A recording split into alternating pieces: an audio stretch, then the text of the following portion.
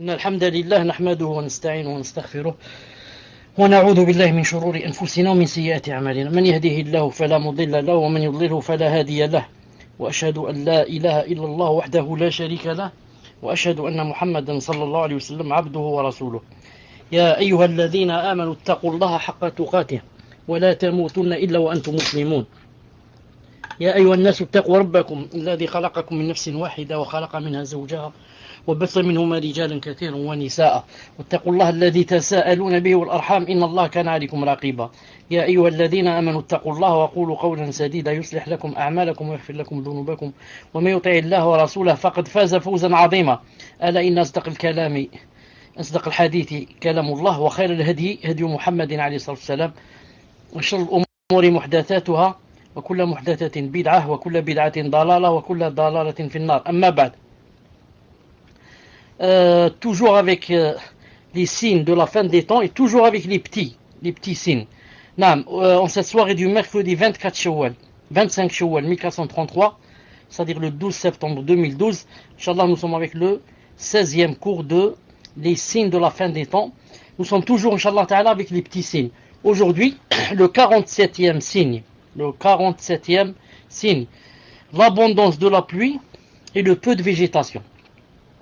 Parmi les petits signes de la fin des temps, c'est que Allah subhanahu wa ta'ala fasse tomber beaucoup de pluie, mais sans que ceci ne donne de fruits, ni végétation, ni rien. Donc, c'est comme si on disait, la pluie tombe, mais presque sans utilité. Non. Bien sûr, Allah subhanahu wa ta'ala, quand il l'a fait tomber, il a une hikmah. Mais pour nous, les gens ne s'en servent pas. Un autre signe de la fin des temps est que malgré l'abondance de la pluie, il y aura peu de végétation. Abu Hurayra radiyallahu ta'ala nous rapporte que le messager alayhi salam a dit La taqumu as-sa'a hatta tumtira as-sama'u mataran la tukinnu minha buyutul madar wa la tukinnu minha illa buyutul sha'r. L'heure ne viendra pas jusqu'à ce que le ciel déverse une pluie à laquelle ne résisteront pas les maisons faites d'argile. Seules les maisons faites de poils y résisteront. Voir le Mousnid de l'imam Ahmed Shakir dit que la chaîne de transmission est authentique. Et le Mousnid, c'est tome 13, page 291, hadith 7554. Puis, si la pluie est une cause nécessaire pour que la terre fasse pousser la végétation, Allah Azza wa Jal est en droit de susciter ce qui empêchera cette cause de provoquer sa conséquence. C'est Allah Azza wa Jal qui a créé les causes et les conséquences. Rien ne le dépasse. Abu Hurayra radiyallahu ta'ala rapporte que le messager alayhi salam a dit ليست السنة بأن لا تمطروا ولكن السنة أن تمطروا وتمطروا ولا تنبت الأرض شيئا. C'est-à-dire, la sécheresse, comme a dit alayhi salam, ne consiste pas à ce qu'il ne pleuve pas.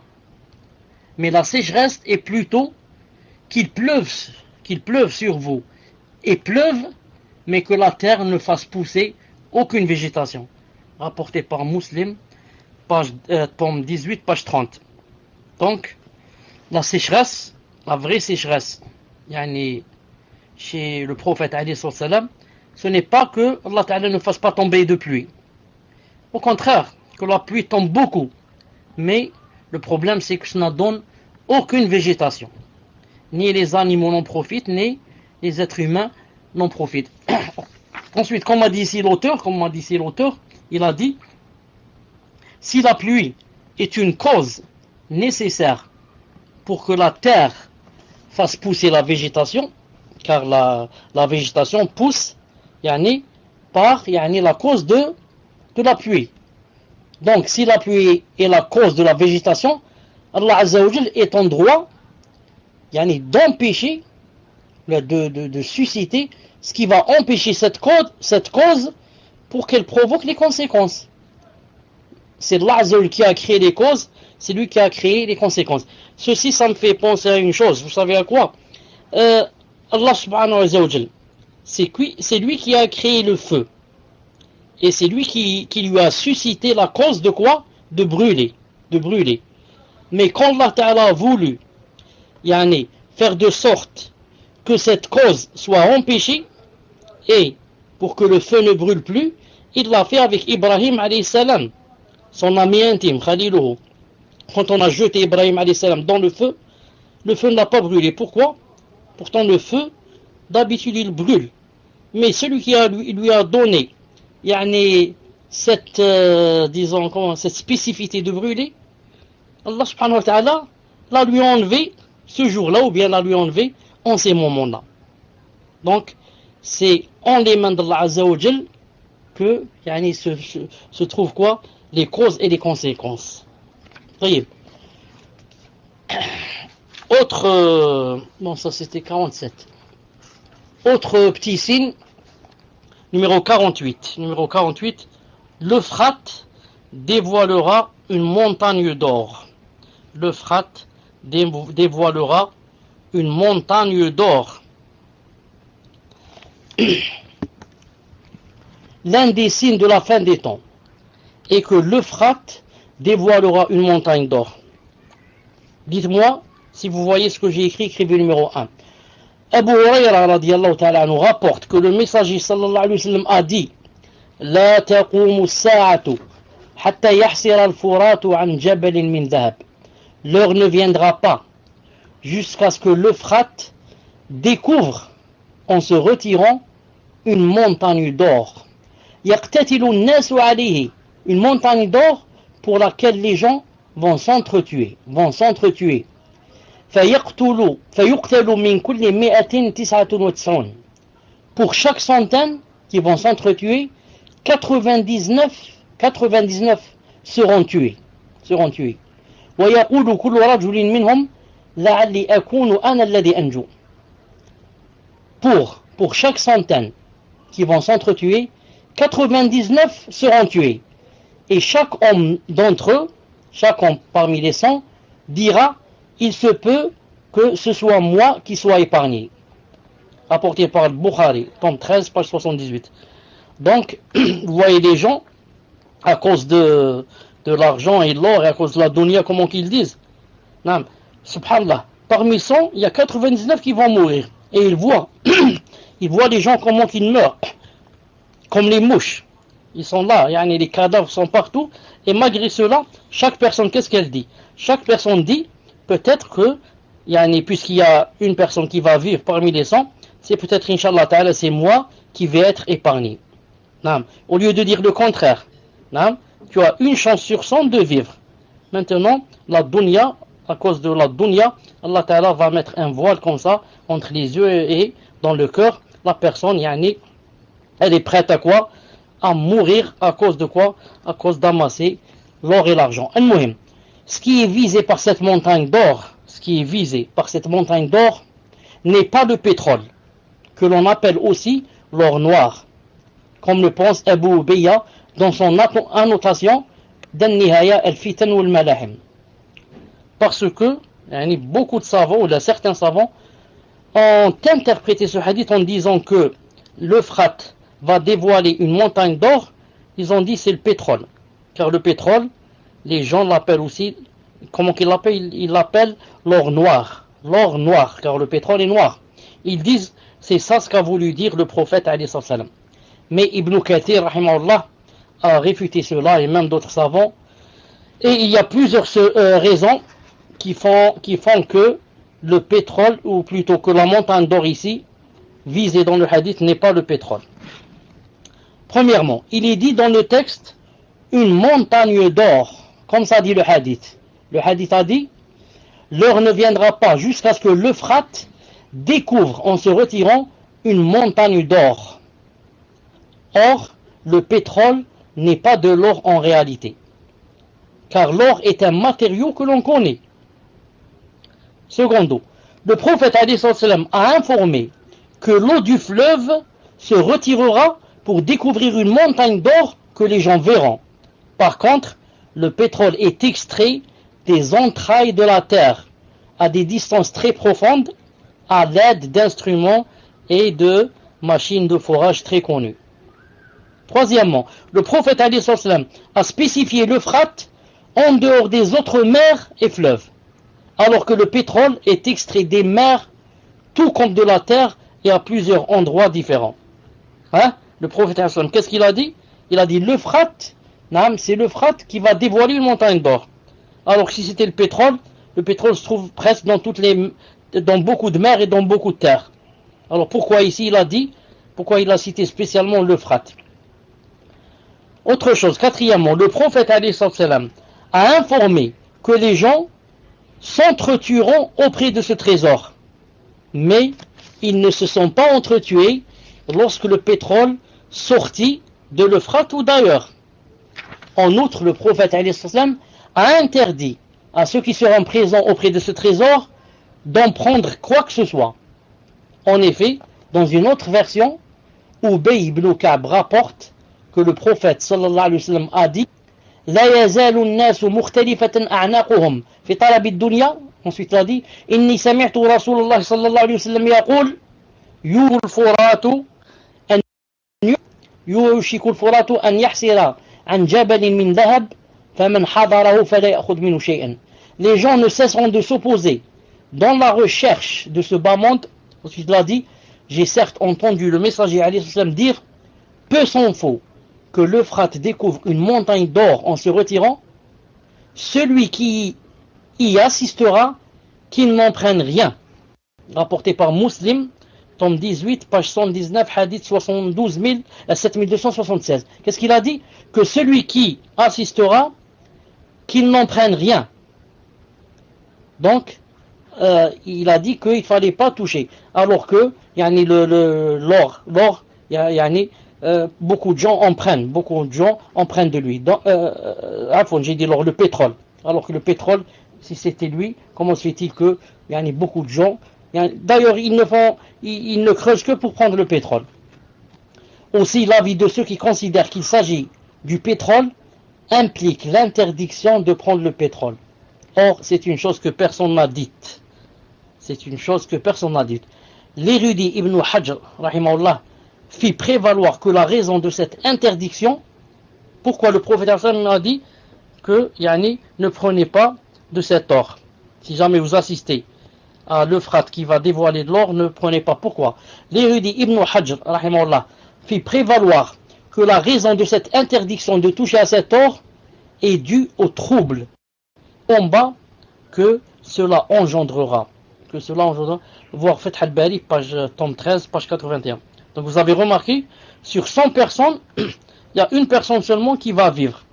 Donc le prophète, quand il te dit, attention, ne touche pas à cet or, qu'est-ce que ça veut dire? Ça veut dire, il te préserve ta vie. Tu vas revenir à ta maison sain et sauf bi'idhnillahi ta'ala. Maintenant, si tu veux galérer, c'est sûr, à 99% que tu vas mourir. À 99% que tu vas mourir. Parmi les signes de la fin des temps aussi, le 49e signe, c'est quoi? C'est que les animaux et les objets parleront aux hommes.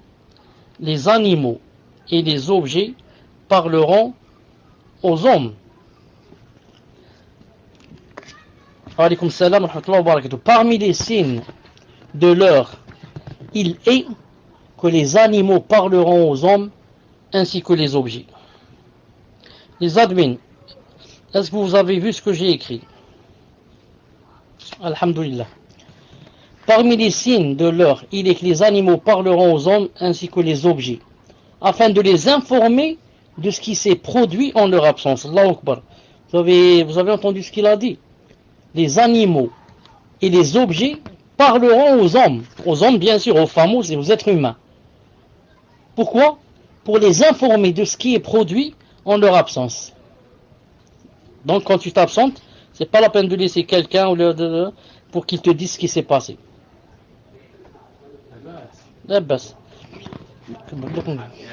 De même, certaines parties du corps parleront. De même, certaines parties du corps vont parler.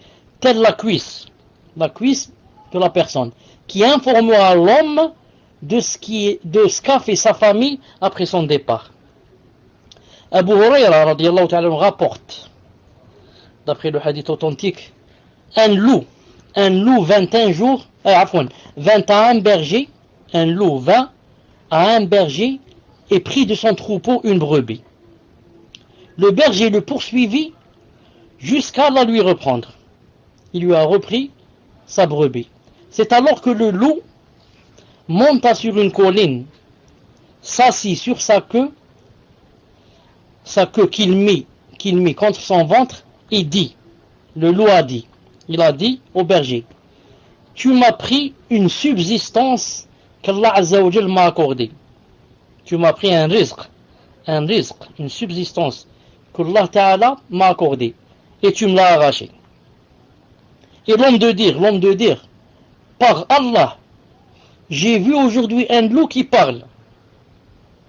Le berger s'est étonné, il a dit, par Allah, quoi? Un loup qui parle? Le loup alors lui répliqua, plus étrange encore, est un homme au milieu des palmiers, entre deux terrains rocailleux, qui vous informe de ce qui fut et de ce qui sera après vous. Il parle bien sûr du prophète sallallahu alayhi wa sallam, qui t'informe de ce qui s'est passé dans les temps. Bien sûr, c'est Jibril qui lui dit, et c'est Allah qui dit à Jibril, et qui t'informe aussi de ce qui va arriver, de certaines choses, bien sûr. L'homme qui était juif, le berger qui était juif, vint alors trouver le prophète sallallahu alayhi wa sallam, et l'en informa, lui a dit, voilà ce qui s'est passé aujourd'hui. Le prophète alayhi wa sallam le crut, puis dit, إنها أمارة من أمارات بين يدي الساعة قد أوشك الرجل أن يخرج فلا يرجع حتى تحدثه نعلاه وصوته ما أحدث أهله بعده. Le prophète a dit, c'est l'un des signes précurseurs de l'heure. Peu s'en faut. C'est quoi? C'est le loup qui a parlé. Il a dit, peu s'en faut que l'homme sorte, c'est-à-dire sa maison, et ne revienne sans que ses sandales et son fouet l'informent de ce qu'a fait sa famille après son départ. Rapporté par Ahmed, tome 15, page 202-203, hadith 8049, avec les corrections et explications d'Ahmed Shakir qui a dit, sa chaîne de transmission est authentique. Ce hadith, il est aussi authentifié par Cheikh Al-Albani rahimahullah. Je ne l'ai pas cherché, mais je le connais. Dans une version relatée par Abu Sa'id al-Khudri, radiyallahu ta'ala anhu, il cita la même histoire jusqu'à ces propos du messager sallallahu alayhi wa sallam, où le prophète a dit, Sadaqa alladhi nafsi biyadihi, la taqumu as-sa'atu حتى يكلم السباع الإنس ويكلم الرجل عذبة صوته وشراك نعله ويخبره فاخذه بما أحدث أهله بعده. Le prophète a dit, il dit vrai le loup, ou bien il dit vrai le juif, par celui qui détient mon âme en sa main. Par celui qui détient mon âme en sa main. L'heure ne viendra pas jusqu'à ce que les bêtes féroces parlent à l'individu, et jusqu'à ce que la mèche de son fouet parle à l'homme, ainsi que les lanières de ses sandales et sa cuisse l'informent de ce qu'a fait sa famille en son absence. Ce qu'a fait sa famille en son absence. Voir Silsila Sahiha de Cheikh Al-Albani, tome 1, page 131, hadith numéro 122. Il dit, ce hadith est fiable, authentique. Donc ça aussi, ça fait partie de quoi? Ça fait partie de la fin des mondes, des signes de la fin des temps, que la personne sort de la maison, et quand elle revient, c'est quoi? C'est ses sandales qui vont parler, ou bien son bâton, ou bien sa cuisse, ou bien ensuite le juif qui a dit avoir entendu un loup parler, le prophète sallallahu alayhi wa sallam ne l'a pas démenti. Pourtant c'est un juif, Il lui a pas dit non, non c'est vrai. C'est faux ce que tu as dit. Pourquoi? Car le prophète sallallahu alayhi wa sallam savait que ça allait se passer. Le prophète islam, quand il nous a raconté ça, c'est pas parce que c'est le juif qui lui a dit ça, mais le juif lui a seulement confirmé une chose qu'il connaissait et qui ne s'était pas encore produite. Mais quand il a entendu ça du prophète islam, donc il a parlé de ce qui allait arriver. C'est un peu comme le faux messie, le Messie ad-Dajjal. Le prophète islam savait qu'il allait arriver.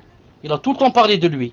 Mais quand une fois, un compagnon qui s'appelle Tamim ad-Dari lui a raconté qu'il avait rencontré le faux messie lié, attaché dans une caverne, dans une jazira, comment on dit jazira, dans une île, donc le prophète sallam, donc cette personne a confirmé ce que racontait le prophète sallam aux gens. C'est pour ça que il était tout joyeux alayhi salam.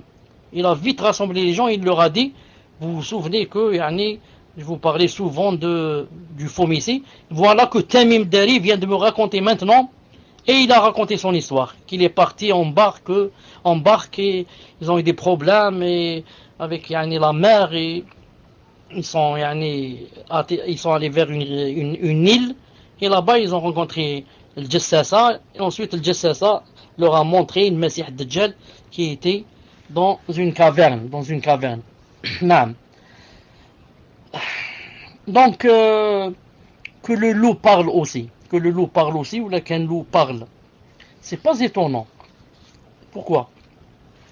Le prophète alayhi salam une fois a dit dans un hadith authentique qui a été aussi authentifié par Cheikh Al-Albani rahimahullah, il a dit que une fois un homme est monté sur une vache, c'est-à-dire il a pris la vache comme monture, comme on prend un âne comme monture. Il a dit il est monté sur une vache, et la vache lui a dit, hé toi, ou là, écoute-toi, on n'a pas été créé pour cela. On a été créé, ou bien Allah nous a créé pour le labour. Et lorsque le prophète sallallahu alayhi wa sallam a raconté ça, sahaba, il leur a dit une fois une vache, quelqu'un est monté sur elle, voilà ce qu'elle a dit. Dans son assise, il y avait Abu Bakr et il n'y avait pas Omar. Alors le prophète sallallahu alayhi wa sallam, quand il a raconté l'histoire de la vache, qu'est-ce qu'il a dit? Il a dit, moi, je crois en cela. C'est-à-dire, je crois que la vache a parlé. Abu Bakr croit en cela. Et Omar croit en cela. Subhanallah l'azim. Donc le prophète sallam a pris quoi? S'est mis garant en ce qui concerne la aqida et la conviction de quoi? De Abu Bakr et Omar. Je me porte garant, même s'ils sont absents, que s'ils étaient là, ils auraient dit Na'am ya Rasulallah, c'est vrai, la vache a parlé. Pourquoi? Parce que peut-être c'est un peu difficile d'y croire. Ça, comment une vache a parlé? Moi, j'ai jamais entendu qu'un animal puisse parler avec les êtres humains. D'accord, les animaux parlent entre eux, mais avec les êtres humains, c'est vraiment étonnant. C'est pour ça que Allah subhanahu wa ta'ala a cité dans le Coran la fourmi qui a parlé avec Sulayman, qui a parlé avec les fourmis. Allah ta'ala l'a cité dans le Coran lorsqu'il a dit وقالت نملة يا أيها النمل ادخلوا مساكنكم لا يحطمنكم سليمان وجنوده وهم لا يشعرون. Elle a dit, oh, vous voulez rentrer dans vos demeures pour pas que Sulayman alayhi salam et ses soldats, sans faire exprès, ne vous écrasent. Et Sulayman, quand il a entendu ça, il a sourié.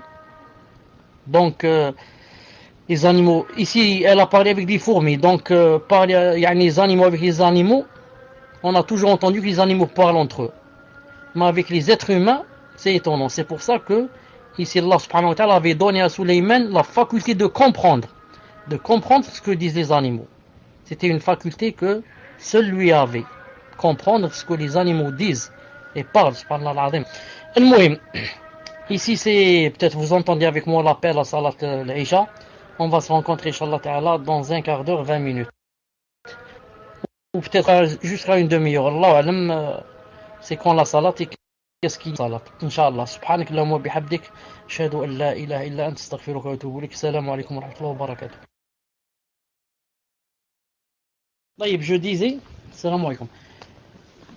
Parmi les signes de la fin des temps, émettre le souhait de mourir à cause de la difficulté des épreuves.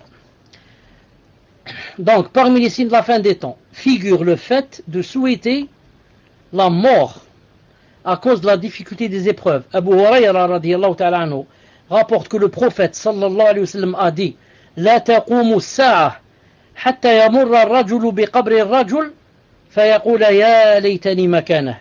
L'heure ne viendra pas jusqu'à ce que l'homme passe près d'une tombe, puis dise: si seulement je me trouvais à sa place. Rapporté par Al-Bukhari.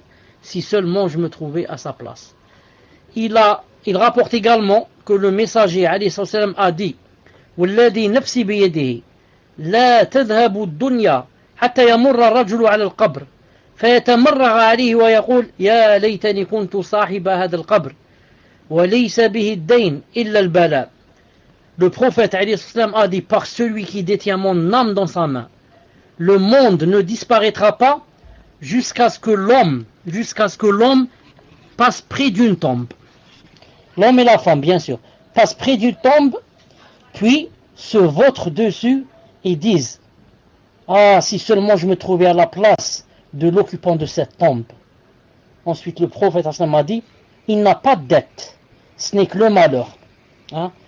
Il n'a pas de dette, ce n'est que le malheur. Rapporté par Muslim, tome 18, page 34, avec l'explication des Nawawi. Donc ici, qu'est-ce qu'on prend de ce hadith? On prend de ce hadith que l'heure ne viendra pas jusqu'à ce que les gens souhaitent la mort.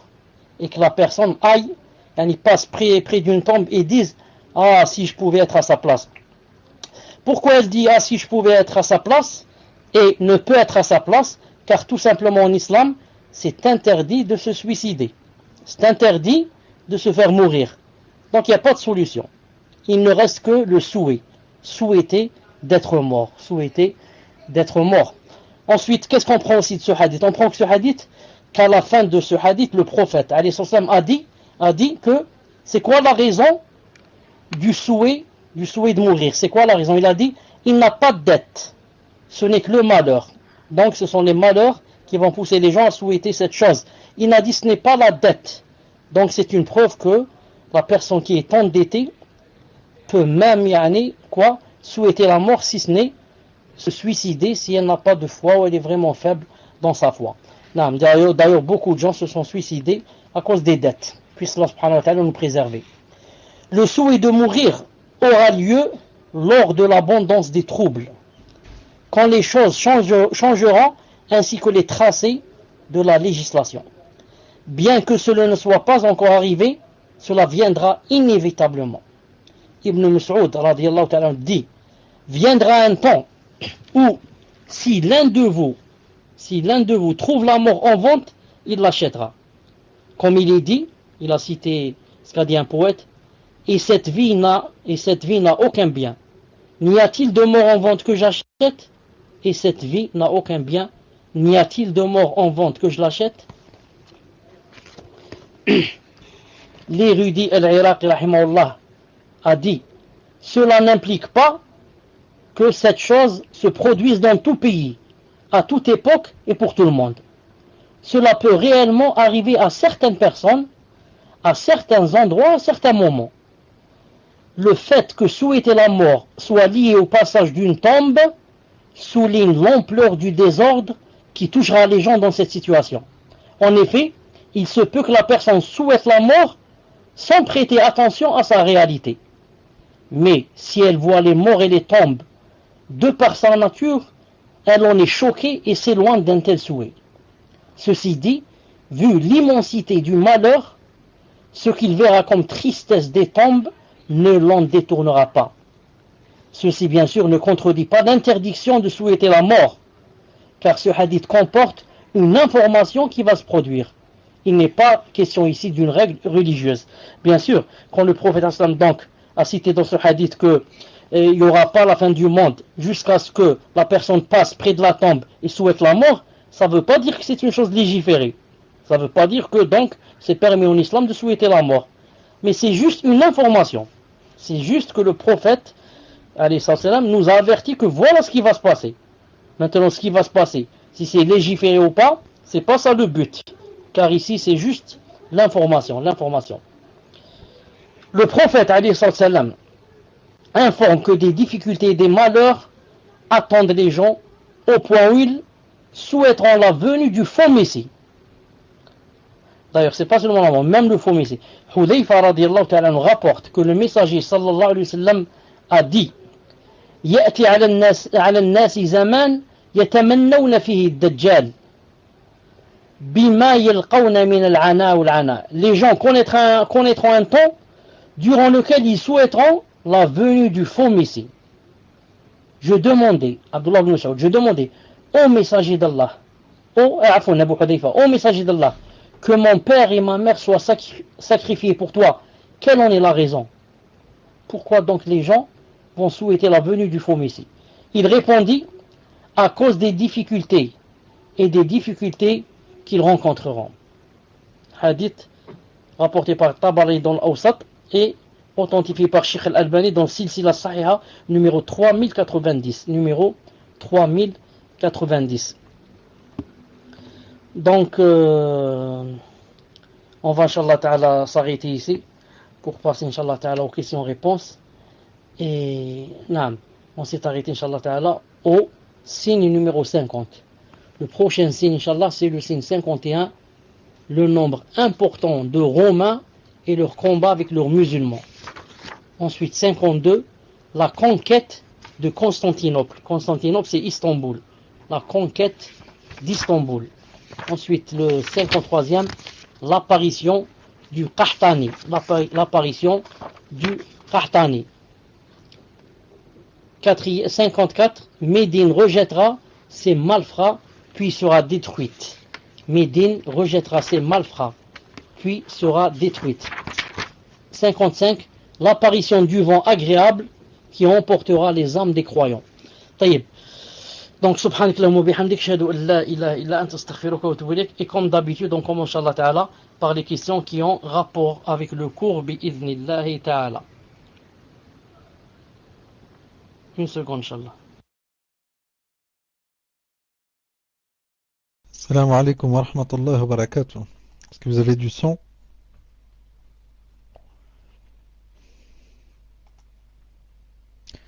Alhamdulillah. Donc la première question. Salam alaikum wa rahmatullahi wa barakatuh, cher.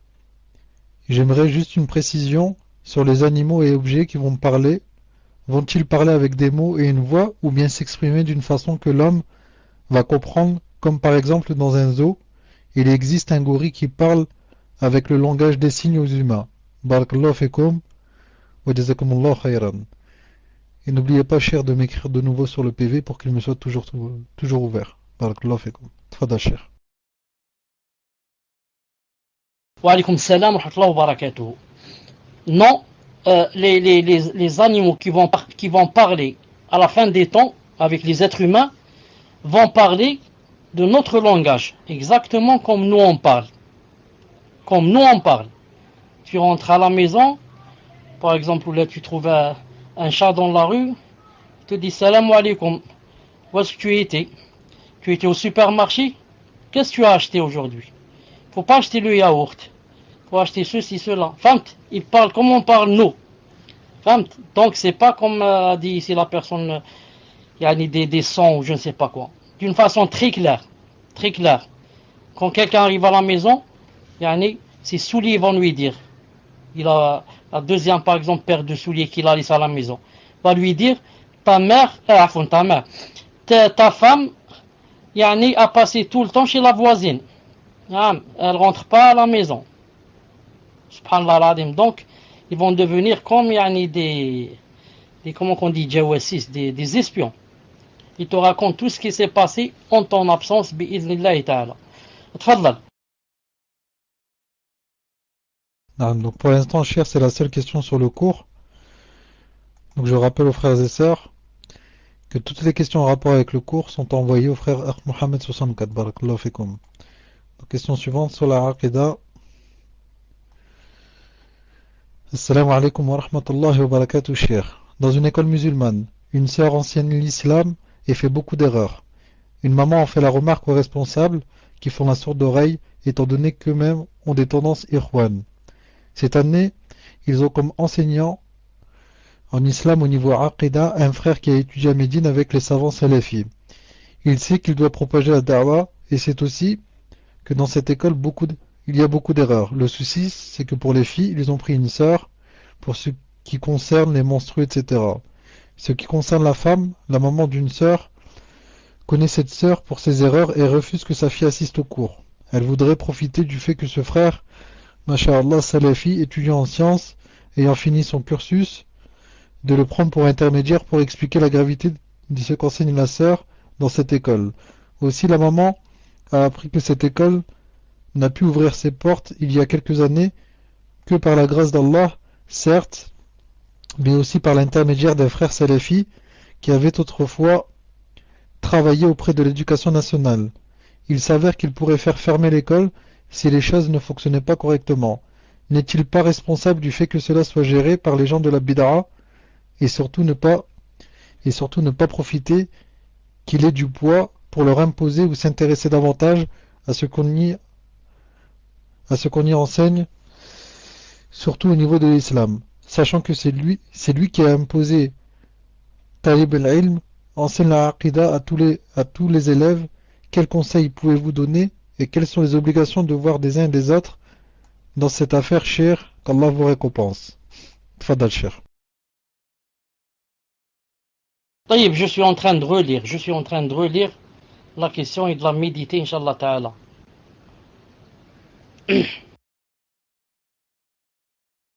Donc moi je comprends, vous m'entendez, cher? Alhamdoulilah. Je comprends, d'après ce que je viens de lire dans la lettre, que, alhamdoulilah, l'école elle-même a été ouverte par la grâce d'Allah subhanahu wa ta'ala, et Allah subhanahu wa ta'ala a fait comme sabab un frère salafi qui a été la cause pour que cette école ait vu la lumière. Donc, Inch'Allah Ta'ala, la responsabilité, le frère qui vient d'ouvrir cette école qui a été la cause, il a une grande responsabilité dans cette chose. C'est grâce à lui, bi'idnillah, que l'école a été ouverte. Donc il peut quoi? Il peut imposer son minhaj. Et dire, moi, si j'ai ouvert cette école, c'est pour que les gens apprennent la vraie religion. Pour que les gens apprennent la vraie sunna. Mais maintenant, j'apprends qu'il y a beaucoup de fautes dans cette école. Il y a des sœurs ou des enseignants qui n'ont pas le niveau requis. Et on a d'autres qui sont dans un faux minhaj. Donc moi, pour que ma conscience soit apaisée envers Allah subhanahu wa ta'ala,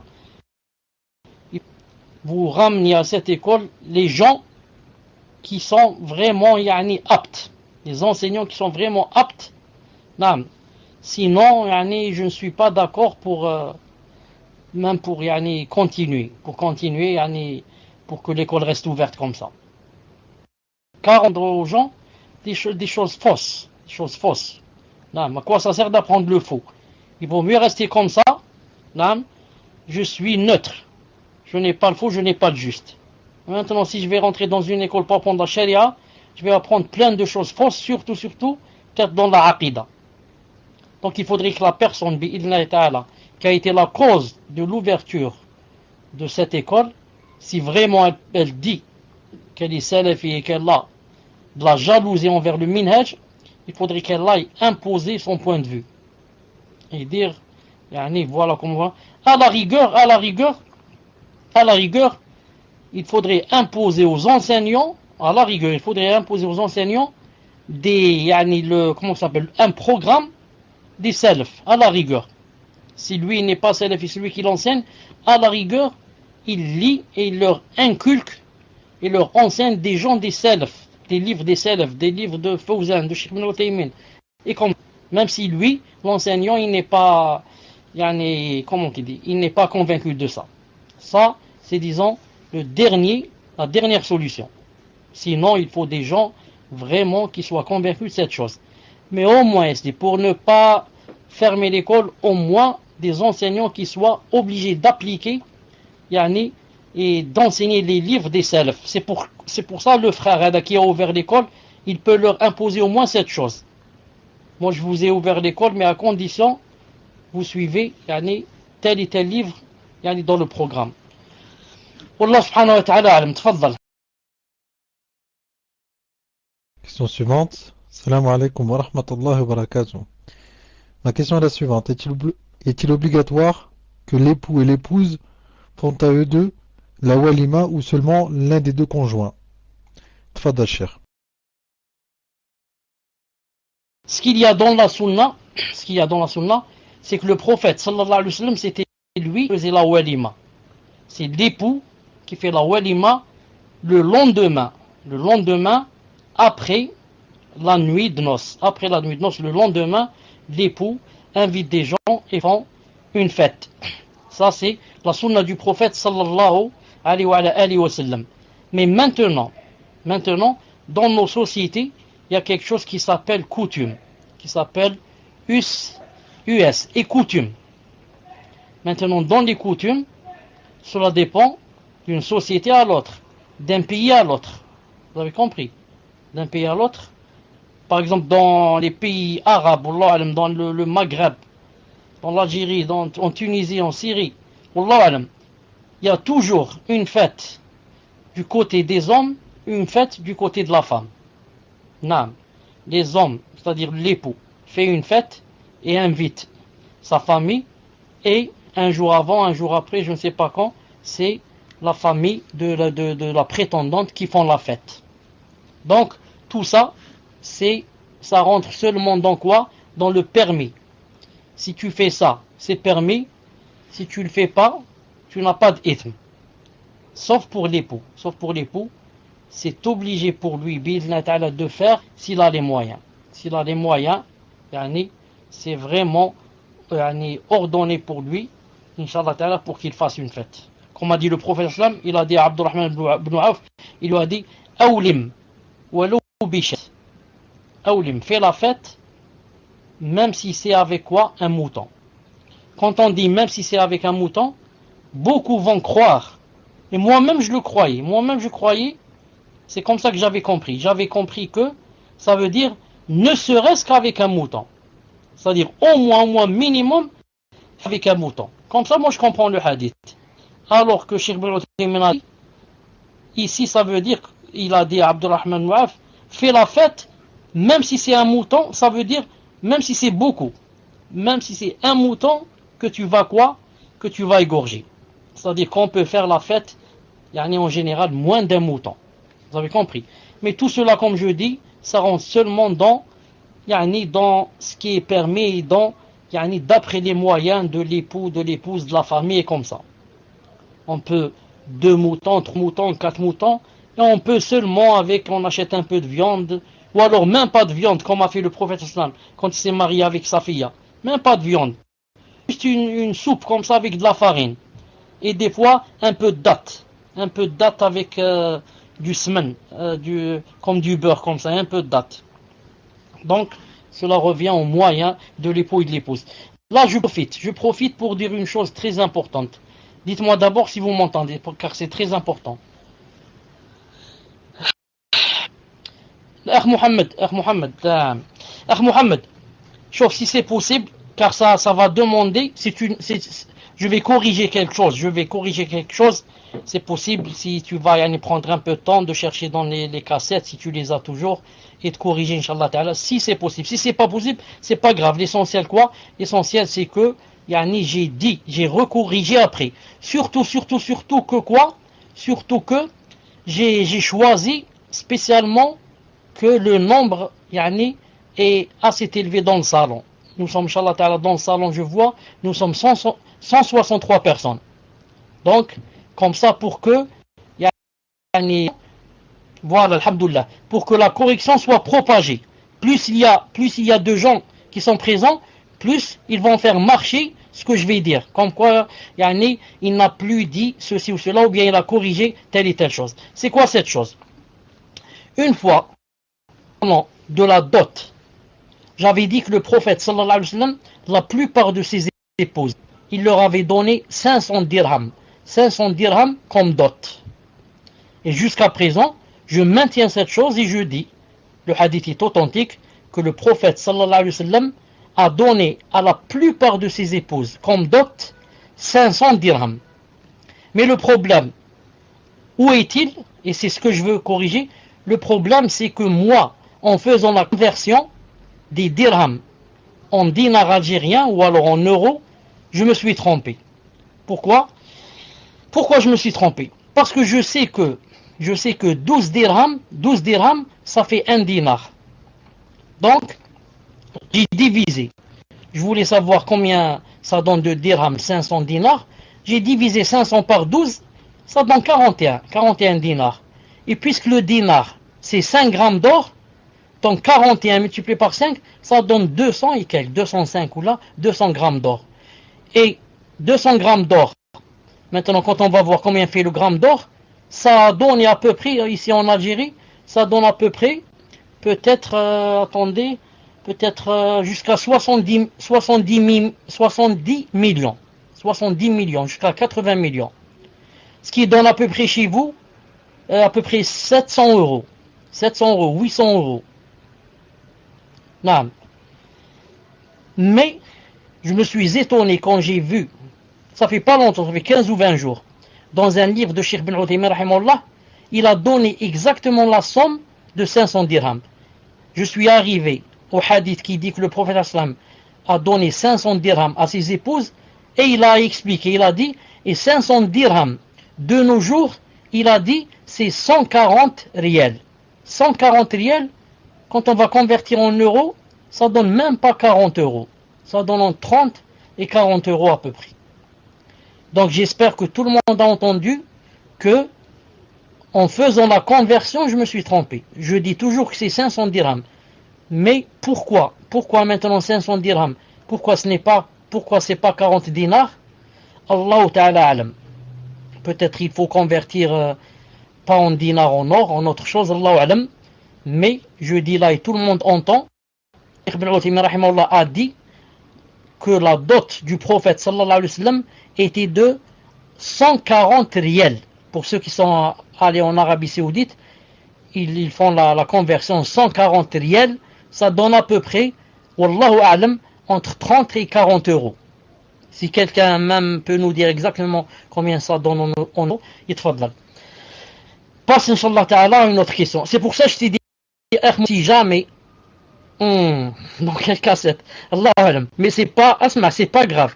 L'essentiel c'est quoi? L'essentiel c'est de faire, c'est de faire marcher cette nouvelle cassette aussi, qui va effacer l'autre cassette, Inch'Allah Ta'ala. Et vous m'avez entendu, comme ça, quand vous entendez un frère ou une sœur dire, j'ai dit que c'est 700 euros ou bien 800, vous dites ça, il a dit ça. Akhi, tu ne mens pas. Ma sœur, tu ne mens pas, c'est vrai, il a dit ça. Mais ce que tu sais pas, c'est que il a effacé ça. Il a recorrigé. Il a dit maintenant c'est seulement 30 ou 40 euros. Voilà ce que tu sais pas toi, c'est tout. Donc c'est pour ça que j'ai choisi que le nombre soit assez important pour qu'Inch'Allah Ta'ala ça efface facilement bi'idhnillahi Ta'ala. Tfadlal. Non, mes chers, en convertissant, ça ferait à peu près 28,95 €. Wallahu a'lam. 28,95 €. C'est ce que j'ai trouvé. Sachant que sur Google, ils disent que un rial saoudien est égal à 0,20 €. C'est-à-dire 20 centimes. Un peu plus de 20 centimes. Tfadal, cher. Mohamed, alaykoum alayhi salam. Donc, qu'est-ce que j'allais dire? C'est comme j'ai dit, entre 20 et 30 euros, entre 30 et 40 euros à peu près. 30. Donc, quand on a dit que la dot du prophète sallallahu alayhi wa sallam était à peu près de 30 à 40 euros, cela ne veut pas dire bien sûr qu'il n'est pas permis d'en donner plus.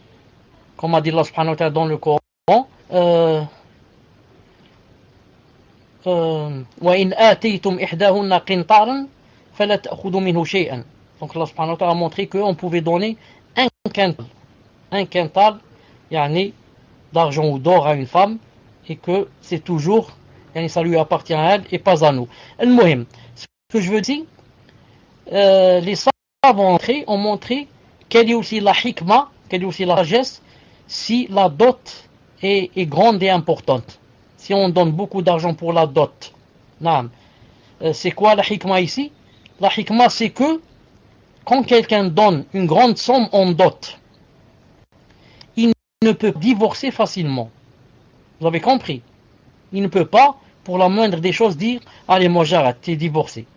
Parce qu'il sait qu'il a donné une somme importante. Donc ça permet de freiner un peu le divorce. Et d'un autre côté aussi, ça permet à la femme de ne pas demander le khula facilement.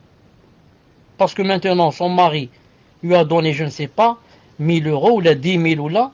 Et maintenant, si elle veut faire le khula, elle doit lui rendre les 1000 ou bien les 10 000 euros. Donc, c'est pas facile. Donc, ça permet même à la femme de ne pas demander donc facilement le khula. Naam.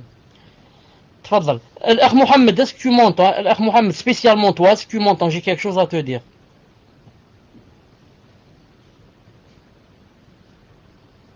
Alhamdulillah. Écoute, Akh Mohamed. Bon, d'abord, tu passes le salam à Rida, alayhi salam. J'ai oublié de lui dire une chose importante.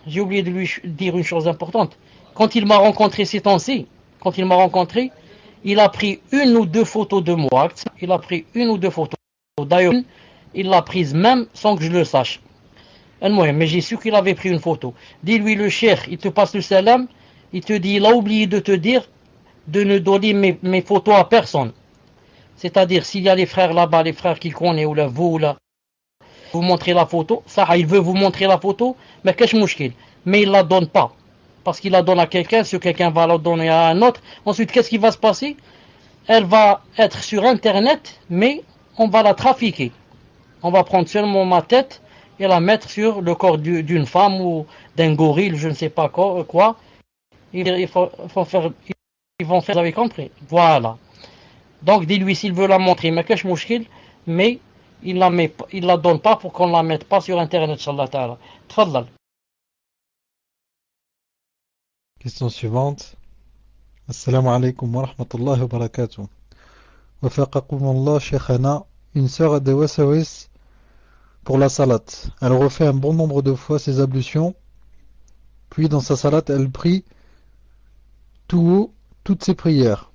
Et elle répète le takbiratul ihram sans cesse, les sourates aussi, car elle a peur que sa prière ne soit pas acceptée, car pas faite correctement. Notre sœur est très malheureuse à cause de ses wasawis, car ses prières prennent beaucoup de temps sans qu'elle n'y trouve la paix. Pouvez-vous la conseiller, Sheikhana? Hafizakumullah. Tfadal, Sheikh. Naam, je la conseille, comme conseil des ulama, la personne qui a des waswas. Ils disent que quand une personne a terminé la chose, a terminé par exemple le wudu, ou bien a terminé la salat, et ensuite le waswas vient lui dire, ou l'a terminé son ghusl, ensuite le waswas vient lui dire, tu n'as pas dit bismillah, ou bien tu n'as pas dit Allahu Akbar, mais tu n'as pas fait le tashahhud, ou bien tu n'as pas fait tes cheveux pendant le ghusl, ou bien, que jamais il ne doit écouter le waswas. Jamais. Non. Par contre, il doit dire, moi, ma charia me dit de ne pas écouter le waswas. Non. D'ailleurs, c'est un peu comme certains gens ont le waswas, et ça c'est très important et dangereux. Ils ont le waswas dans le divorce. Certains frères ont le waswas dans le divorce. J'ai divorcé, j'ai pas divorcé. J'ai divorcé, j'ai pas divorcé. Il lit une phrase d'un livre, il dit j'ai divorcé. Il ouvre la porte de la maison, il dit j'ai divorcé. Il ouvre le portable, il dit j'ai divorcé ou là j'ai pas divorcé. Cela, ensuite le shaitan, qu'est-ce qu'il vient leur faire? Il va lui dire écoute, pour avoir un cœur apaisé et ne pas tomber comme ça malade du matin au soir, j'ai divorcé, j'ai pas divorcé, qu'est-ce que tu fais? Divorce là, tu auras le cœur apaisé. Ensuite, il va lui dire tu es divorcé. Et il dit alhamdoulilah, maintenant je peux manger à l'aise et dormir à l'aise. Alhamdoulilah, maintenant je l'ai divorcé. Alors qu'il ne sait pas qu'il a obéi au shaitan. Le shaitan qui quoi? Qui sépare entre l'époux et l'épouse. Et que normalement il aurait dû, j'ai dit le verbe, comment on dit, et obéir. Il aurait dû obéir au prophète sallallahu alayhi wa sallam, pas au shaitan. Au prophète sallallahu alayhi wa sallam qui dit quoi? Qui dit que quand vous êtes dans la salat, si vous avez des waswas, mon wudu est parti, n'est pas parti, mon wudu est annulé, il n'est pas annulé, il ne sort pas. Il ne dit pas comme a dit cette personne, je divorce. Donc j'annule mon wudu, khlas, allez, je fais sortir les gaz, et alhamdoulilah, je sors de la salat, après je refais. Non. Mais le prophète m'a dit, tu ne sors pas. Tu restes dans la salat jusqu'à ce que tu entendes un son ou bien que tu sentes une odeur. Tant que tu n'as rien entendu ni senti, tu ne sors pas de la salat. Voilà ce qu'a dit le prophète sallallahu alayhi wa sallam. Mais ici le shaitan va lui dire non, fais sortir des gaz comme ça, tu vas avoir le cœur apaisé, alhamdoulilah, car tu es dans le doute. Et ça c'est faux bien sûr. Donc je dis à cette sœur, quand tu fais les salades, premièrement, il ne faut pas les faire à voix haute, il faut les faire à voix basse. À part Subh al-Maghrib et l'Isha, qu'on doit faire à haute voix, mais pas à haute voix exactement comme l'homme. Juste un peu, on se fait entendre un peu. Je lui dis que elle ne doit pas écouter le shaitan et elle ne doit pas suivre les osouas, sinon, wallah, je jure 3 fois par Allah subhanahu wa ta'ala, qu'elle va tomber malade et qu'elle va pas aller loin et qu'elle va abandonner la salat. Pourquoi? Parce qu'elle peut pas. C'est impossible de terminer dans une situation pareille. C'est pas possible. Toute personne qui serait à sa place ne pourrait pas continuer. Imaginez, rester peut-être 1 heure pour faire une salat. Salat al-Dhuhr, je reste 1 heure ou 2 heures pour la faire. Ou bien je la fais 4 ou 5 fois. Pour faire le wudu, je le fais 5 ou 10 fois. Non, à la fin, c'est pas possible. Ça devient étreignant. Très très difficile. Tu as plus envie de salat. J'ai dit, j'ai plus envie de salat. La salat me fait des problèmes. La salat vient, en fait, sont les waswas. Mais la personne va dire, la salat me fait beaucoup de problèmes. Moi, j'en peux plus. J'arrête la salat. Donc, je conseille à cette personne, si elle ne veut pas tomber dans le piège du shaitan, qui, à la fin, va, la vaincre et lui faire arrêter la salat, alors qu'elle se ressaisisse tant qu'elle peut maintenant et qu'elle dise wallah al-azim que je refais pas la salat et que je la fais normalement, je lis normalement, je dis Allahu Akbar, je m'incline, subhan rabbil azim, sami Allah liman hamida, Allahu Akbar, je descends, et comme ça, Allahu Akbar, je termine salam comme je me lève. Même si tu as oublié quelque chose, même si ceci, même si cela, ne refais pas la salat.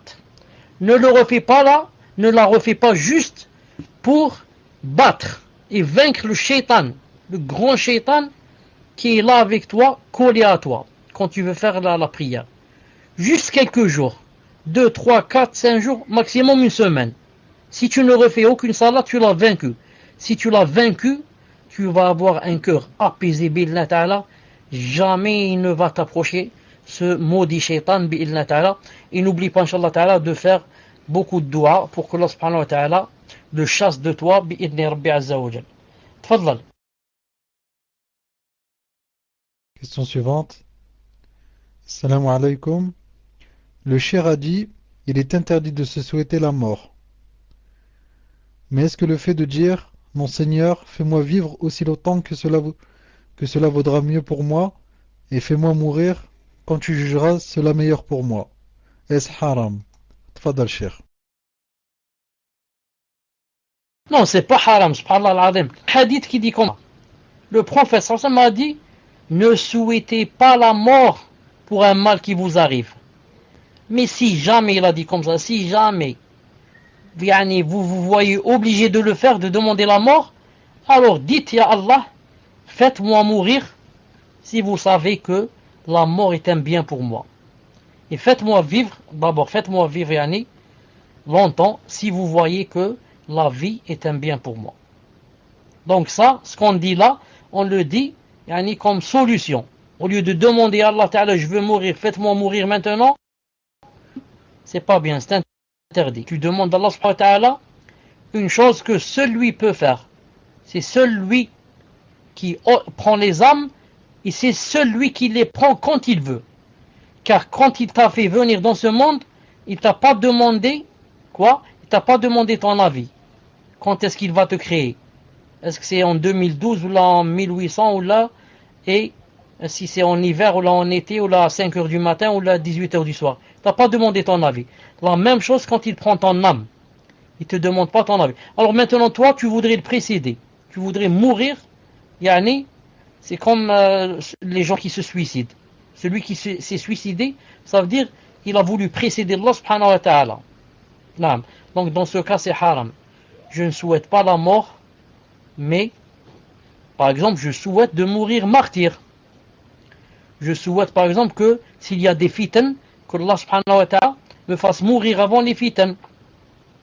Regardez par exemple Maryam, qu'est-ce qu'elle a dit quand elle est tombée enceinte, etc. Qu'est-ce qu'elle a dit? Ya laytani mittu qabla hada. Ah, si j'étais morte avant cela. Elle a fait le souhait. C'est pas de mourir, mais de mourir sans les fitnes. Vous avez compris? Elle n'a pas dit à Allah, pourquoi vous m'avez pas fait mourir? Mais ya Allah, j'aurais préféré mourir, je préfère mourir que de tomber dans des fitnas pareils. C'est pour ça qu'il y a un hadith authentique du prophète sallallahu alayhi wa sallam où il disait Allahumma ida aradta fitnatan biqawm fatawfani ghayra maftoun. Ya Allah, ou bien mon Seigneur, si vous allez faire des fitnas à un peuple ou là, alors faites de sorte que je meurs non éprouvé. Donc ici on n'a pas demandé de mourir, mais on a demandé de mourir non éprouvé, sans épreuve. Donc voilà, Inch'Allah Ta'ala, pour la réponse. Celui qui dit, Ya Allah, si la vie est un bien pour moi, faites-moi donc vivre. Et si la mort est un bien pour moi, faites-moi mourir, n'a pas désobéi à Allah Subhanahu wa Ta'ala, mais par contre, a appliqué le hadith du prophète sallallahu alayhi wa sallam authentique. Naam, tfadlal. Question suivante. Assalamu alaikum. Ma question est juste de savoir si dans les prochains cours, le shir abordera le combat contre les juifs qui est dans le chapitre 54 car il est supprimé dans le livre en français. Barakallahu fikum. Tfadal shir. S'il est dans le livre arabe, je vais le lire. Moi j'ai le livre arabe aussi. Vous avez compris? Je vais voir s'il y a dans le livre arabe, je ne vais pas le supprimer. S'il y a dans le livre arabe, Inch'Allah Ta'ala, je ne vais pas le supprimer. Bi'idhnillahi Ta'ala. Tfadlal. Question suivante. Assalamu alaikum wa rahmatullahi wa barakatuh ya cher. Ma cousine de 19 ans musulmane, qui était musulmane, a quitté le Mali pour aller étudier en Algérie. Au cours de 9 mois, au bout de 9 mois, elle a quitté l'islam pour devenir chrétienne. Par le biais d'une amie Afwan, avec qui elle partage la chambre. Ses parents, donc mon oncle et ma tante, se posent la question de savoir quelle est la méthode qu'il faut employer pour qu'elle revienne en islam. Barakallahu fikum wa hayakum tawfiq. Tfadal cher. Quand j'entends quelque chose pareil, une histoire pareille, j'ai mon cœur qui se serre. J'ai mon cœur qui se serre. Subhanallah al-Azim, comment peut-on apostasier et subhanallah sortir de l'islam et aller vers une religion, une fausse religion, pour se trouver à la fin éternellement en enfer. Puisse Allah subhanahu wa ta'ala nous préserver. Mais laissez-moi vous dire une chose. Jamais de la vie, une personne qui a connu l'islam et une personne dont l'islam s'est ancré dans son cœur ne peut quitter l'islam. C'est une règle générale. Jamais, au grand jamais, une personne qui a vraiment connu l'islam, donc par conséquent, connu Allah et l'aimé, qu'elle puisse sortir de cet islam pour aller se jeter en enfer. C'est impossible. Toute personne qui était musulmane et qui change de religion, ça veut dire que c'est une personne ou bien qui n'a pas connu l'islam, ou bien qui n'était pas sœur. Elle était juste rentrée comme ça en islam, par mode ou par je ne sais pas quoi, pour plaire aux gens, ou là pour plaire à un homme, ou là, et elle a vite quitté. C'est pour ça que le prophète Najashi, quand il a commencé à poser la question à Abu Sufyan sur le prophète sallallahu alayhi wa sallam en Abyssinie, en Éthiopie, vous connaissez tous le hadith. Il lui a dit, bon, qu'est-ce qu'il dit? Il dit ceci, cela. Il dit qu'il ne faut pas adorer les statues, qu'il faut faire la piété familiale, qu'il ne faut pas mentir, ceci, cela. Il nous a ordonné la salat, la zakat. Il a dit, est-ce que les gens, parmi les questions, est-ce que les gens qui le suivent sortent de cette religion? Abu Sufyan a dit non. L'autre a dit, Najashi il a dit, naam. C'est comme ça, la vraie religion. C'est comme ça l'islam. Quand quelqu'un, et pourtant celui-là c'est un chrétien, il connaît cette chose. Quand quelqu'un rentre en islam et qu'il est sincère, il est rentré sincèrement pour Allah. C'est pas pour des intérêts de ce bas monde. Mais pour Allah, jamais il n'en ressortira, même si on le coupe avec un couteau. On prend une épée, on coupe ses jambes, ses mains, sa langue, ses yeux, ses oreilles, jamais il ne sortira de l'islam. Donc, on dit que cette cousine-là, vraiment n'a pas connu l'islam. C'est juste qu'elle prenait l'islam comme héritage. Les parents sont musulmans, je suis musulman. Al-Muhim. N'empêche que il faudrait lui faire beaucoup de... Comment dirais-je? Il faudrait lui faire beaucoup de... Comment on appelle ça? C'est pas de leçons, de... Attendez, je cherche le mot. Comment on dit? Il faudrait lui faire des rappels. Il faudrait lui faire beaucoup de rappels. Lui envoyer des livrets, des ceci, cela. Ensuite, la personne n'a pas dit si elle, la cousine, elle est maintenant chez eux ou là elle est loin dans un autre pays. Car ce qu'il faudrait aussi, et le plus important, c'est de l'éloigner de la personne qui a eu de l'influence sur elle. Parce que celle-là, ce n'est pas tout seul, elle est devenue chrétienne. On lui a fait la da'wa. Et les chrétiens et les chrétiennes, quand ils font la da'wa, ils la font surtout en se basant sur le matériel. Vous avez compris? C'est pas il te fait da'wa, il va te avec les dalils. Il va te citer des choses de la Bible. Tu vas dire, oh, masha'Allah, donc là, je vais devenir chrétien. Non. Il va t'attirer matériellement. Ici en Algérie, ils leur disent, on te donne le visa pour la France. Qui sera que toi? Tu vas vivre en France. La liberté, les filles, l'argent, l'euro. Tu vas vivre là-bas comme un roi. Donc, lui, il est là, ni travail, ni argent pour acheter des cigarettes, ni rien.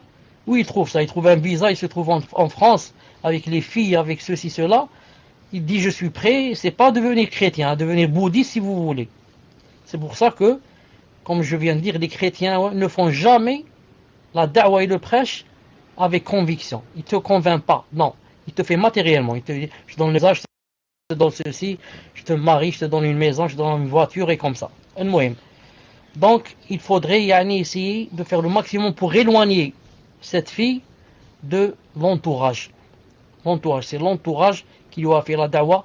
Donc, il faudrait l'éloigner de l'entourage et il faudrait la vacciner. La vacciner en lui, envoyant des livrets, des cassettes, ceci, cela.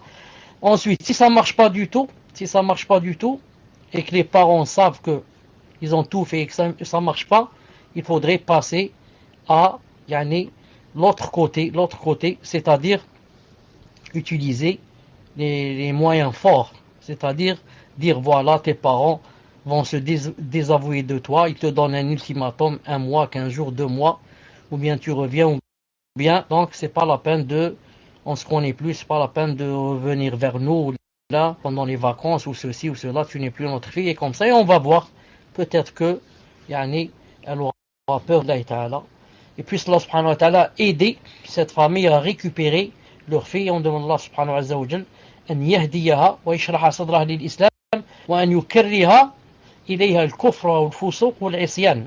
تفضل. Question suivante. Question d'une sœur. Salam alaikum. Je voudrais savoir si le fait de retirer mon hijab devant la grille de l'école et de ne pas prier à l'heure, Allah Ta'ala me châtierait le jour du jugement pour cela, sachant que ce n'est pas de ma faute, car j'avais moins de 16 ans et aujourd'hui j'ai 16 ans, et sachant que je ne suis plus obligé d'y retourner, je voudrais savoir si vous avez un conseil à me donner. Dois-je continuer ou arrêter? Et quel est votre avis sur ce sujet, Barakallahu fikum? Lorsqu'elle dit, cher, qu'elle avait moins de 16 ans, c'est parce que l'enseignement est obligatoire jusqu'à 16 ans en France. Tfadal, cher. En fait, j'ai pas compris deux choses, Muslim. J'ai pas compris ce que tu viens de dire, toi, que l'enseignement ici en France, c'est obligé jusqu'à 16 ans. J'ai pas compris ça. J'ai pas compris la phrase quand elle dit maintenant, elle dit ici, elle dit, je lis, elle dit, sachant que je ne suis plus obligé d'y retourner. Qu'est-ce que ça veut dire ça? Est-ce que je comprends que, c'est-à-dire, elle peut ne plus aller à l'école? C'est-à-dire, qu'est-ce que ça veut dire ça? J'ai pas compris. Donc je dis, Wallah subhanahu wa ta'ala alam. Est-ce que vous m'entendez? Naam. Si cette personne n'a pas de pression, c'est-à-dire, il n'y a pas les parents qui la forcent et qui l'emmènent de force à l'école et qui la frappent quand elle revient et qui disent, si tu vas pas à l'école, tu n'es pas notre fille, on te chasse de la maison, Enfin, dans ce cas, il vaudrait mieux qu'elle n'y parte plus. Car l'enseignement, c'est pas obligatoire, yani, à ce stade-là. L'essentiel, c'est de savoir écrire, de savoir lire une lettre, comme dit Cheikh Ibn Uthaymin. Maximum, j'écris une lettre à mon mari, je lui dis, voilà ce qui s'est passé, je lis ces lettres quand il m'écrit. Je suis pas obligé d'être, yani, je ne sais pas quoi, docteur ou là. Surtout que, yani, je désobéis à Allah. Si au moins je pouvais étudier tout en étant yani, dans la charia. J'étudie sans, par exemple, retirer mon hijab. J'étudie sans faire de haram. Ça ne fait rien. Allah subhanahu wa ta'ala n'a pas interdit le ilm, que ce soit aux femmes, que ce soit aux hommes. Donc je dis à cette personne, si maintenant il n'y a pas de pression, etc., il vaut mieux qu'elle arrête et elle étudie chez elle, soit par correspondance, soit elle s'implique carrément dans la science de la religion. Elle étudie la charia, etc. à la maison. Les cours par internet, il y a plein de cours maintenant. Il y a même des chaînes de télé spécialement pour les cours. Mais, deuxième cas, si maintenant il y a la pression, etc., elle est quoi? Elle est excusée. Car si Cheikh Fawzan, hafidahullah, vous avez entendu l'audio avec moi, où une fille a dit que mes parents me disent, yani, c'est pas possible de mettre le djilbab, il faut l'enlever, etc., et tu dois t'habiller comme les Françaises, etc. Vous avez entendu l'audio, où il a dit qu'elle était excusée. Il a dit que tu es excusé tant que tu es dans une situation pareille, jusqu'à ce que tu ne sois plus dans cette maison et que tu sois marié. Ou alors que Allah subhanahu wa ta'ala guide tes parents. Car l'islam n'impose pas à une personne une chose qu'elle ne peut pas, qui la dépasse. Ils lui ont dit, ou bien tu enlèves ta tenue islamique, ou bien tu sors de la maison. Et il l'a frappée. Donc qu'est-ce qu'elle fait? Elle sort de la maison, elle va vivre dans un jardin, elle va vivre sous un pont. C'est possible, ça c'est pas possible. Elle sera obligée de passer par les voyous, par le haram, par la zina, c'est clair. Surtout dans un pays européen. Donc c'est le moindre mal. Ça s'appelle en islam le moindre mal. Comme dit Cheikh Fawzan, il dit c'est le moindre mal jusqu'à ce qu'elle se marie, et là, toute la responsabilité sera maintenant sur elle, pas sur ses parents. Naam, tfaddal. Question suivante. Assalamu alaikum wa rahmatullahi wa barakatuh. Qu'Allah vous préserve et vous récompense, cher, pour votre investissement dans la da'wah. Ma question est la suivante. Elle concerne ma mère. Je suis dans une situation douloureuse car ma mère, Allah yahdiha, ne fait pas la salat et ne se voile pas. Nous sommes nés musulmanes, walhamdulillah. Ma relation avec elle est compliquée, car elle n'adhère pas à mes choix, comme le port de djilbab et sitar par exemple. Je n'arrive pas à établir un dialogue et nous nous éloignons. J'aimerais chercher à avoir des solutions et quel comportement dois-je adopter, Inch'Allah, avec elle. Dois-je faire nasiha et de quelle manière? Je demande aussi à mes sœurs et frères, fi Allah, de faire des du'as pour ma chère mère. Puisse Allah vous combler de ses bienfaits dans cette vie et dans l'au-delà. Tfadal, cher. Une seconde, Inch'Allah ta'ala, je vais lire. Je vais d'abord lire ce que tu as dit. Taïb. Je voudrais savoir si je fais... Non, j'ai dit. Qu'Allah ta'ala vous récompense. Ma mère, je suis dans une situation douloureuse car ma mère, Allah a dit, elle ne fait pas salat. Ne se voile pas. Nous sommes les musulmans, alhamdoulilah. Ma relation avec elle est compliquée, elle n'adhère pas à mes choix, comme le port du djilbab, etc. par exemple. Je n'arrive pas à établir un dialogue et nous nous éloignons. J'aimerais chercher à avoir des solutions. Quel comportement dois-je adopter, Inch'Allah, avec elle? Dois-je faire nasiha de quelle manière? Mes frères, Taïb. Taïb, donc je dis, ça arrive souvent que la personne se trouve entourée de parents qui n'adhèrent pas au même choix de leur enfant. Surtout dans la religion. Surtout dans la religion. C'est pour cela que la personne ici, qu'est-ce qu'elle doit faire? Et le conseil que je lui donne, premièrement, c'est de persévérer sur ce droit chemin, ne pas faiblir. Ne pas dire puisque ma mère n'accepte pas, donc c'est moi qui vais me transformer et je vais lui ressembler, faire comme elle, pour la ravir. Non. Tu dois, Inch'Allah ta'ala, maintenir ta position dans le din. Plaire, ton premier et dernier but, plaire à Allah subhanahu wa ta'ala et le ravir. Ensuite, avec ta mère, tu fais seulement da'wa avec sagesse. En lui disant comme ça, ma mère, regarde ce que dit Allah subhanahu wa ta'ala, regarde ce que dit le prophète sallallahu alayhi wa sallam. Avec hikmah, avec sagesse, sans la blesser. Il faut vivre pour Allah subhanahu wa ta'ala. Demain, personne ne va nous sauver demain, ni les voisins, ni nos pères, ni nos mères, ni nos cousins, ni. Lui lire comme ça quelques hadiths, et de temps en temps comme ça, lui faire le prêche, lui faire la da'wa. Si elle adhère, tu dis alhamdulillah, Allah ta'ala a fait de moi un sabab pour que ma mère soit guidée. Si elle n'adhère pas, tu dis qaddarallahu ma shafa'al. Moi j'ai fait quoi? J'ai fait ce que je devais faire. Donc, nous on n'est pas obligé que les gens nous suivent, mais on est obligé de leur faire parvenir le haqq, c'est tout. On leur fait parvenir le haqq. Ensuite, est-ce qu'ils vont adhérer à ce haqq ou ils ne vont pas adhérer? Ce n'est pas notre problème. C'est Allah subhanahu wa ta'ala qui guide et qui égare. Donc toi, Orti, n'arrête pas de lui faire le prêche, mais, quand je dis bien, pas violemment. Car si jamais il y a la masse entre vous et ça ne marche pas, elle ne t'écoutera plus jamais. Quoi que tu dises, elle va peut-être même t'insulter. Elle va dire, va, vaut rien, va. Ceci, cela, complexé. Pourquoi tu l'as vexé? Il y a la masse entre vous. Mais il faudrait que ce soit le contraire. Essayer d'épancher son cœur, de lui faire des cadeaux, d'être très gentil avec elle, oui maman, oui ceci, oui cela, et de temps en temps lui parler. Et mettre dans ta tête aussi que c'est une chose, ce que tu fais, c'est une chose qui peut prendre des années. C'est pas tu vas dire, donc je viens d'écouter ses conseils, donc dans une demi-heure je vais lui parler. Et je lui donne 10 minutes. Si elle va pas mettre le djilbab, je vais me désavouer d'elle.